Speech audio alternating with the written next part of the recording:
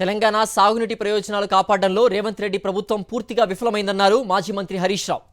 నాడు తెలంగాణ ప్రాజెక్టులపై కేసులు వేసి అడ్డుకున్న చంద్రబాబు సర్కార్ ఇప్పుడు అనుమతి లేకుండా గోదావరి బనకచెర్ల ప్రాజెక్టుకు టెండర్లు పిలిచిందన్నారు. తెలంగాణకు అన్యాయం జరుగుతూ ఉంటే కేంద్ర మంత్రులు కిషన్ రెడ్డి, బండి సంజయ్ ఏం చేస్తున్నారని ప్రశ్నించారు. కేంద్రం ద్వంద్వ నీతిని నిరసిస్తూ సిడబ్ల్యూసీ ఆఫీస్ ఎదుట బీఆర్ఎస్ ఆధ్వర్యంలో ధర్నా చేస్తామన్నారు హరీష్ రావు.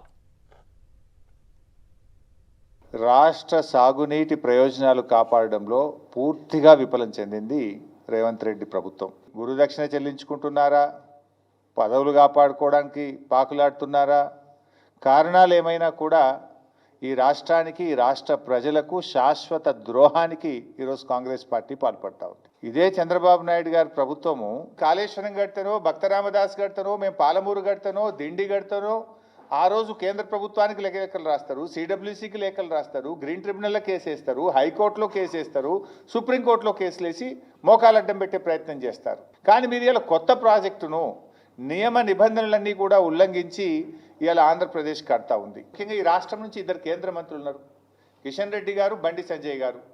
మీకు బాధ్యత లేదా అని అడుగుతా ఉన్నా. ఈ రాష్ట్రానికి అన్యాయం జరుగుతూ ఉంటే మీరు ఏం చేస్తున్నారో నేను అడుగుతా ఉన్నా. మరి మీరు సిడబ్ల్యూసీకి వెళ్ళి ఏ రకంగా గోదావరి బంకచెర్లకు అనుమతిస్తారో ప్రశ్నించరా? కేబినెట్ మీటింగ్లో ప్రధానమంత్రి గారికి మీరు చెప్పరా? ఇవాళ మీరు పోలవరం జాతీయ ప్రాజెక్ట్ ఇచ్చారు ఆంధ్రప్రదేశ్కు, సంతోషం, వి వెల్కమ్, మాకేం జలసీ లేదు. మాకెందుకు జాతీయ ప్రాజెక్ట్ ఇవ్వరు? ఢిల్లీకి వచ్చి సిడబ్ల్యూసీ కార్యాలయం ముందు బీఆర్ఎస్ పార్టీ ఆధ్వర్యంలో ధర్నా నిర్వహిస్తాం. కేంద్ర ప్రభుత్వం యొక్క ద్వంద్వ నీతిని ఢిల్లీ వేదికగా ఎండగడతామని చెప్పి కూడా హెచ్చరిస్తా ఉన్నాం.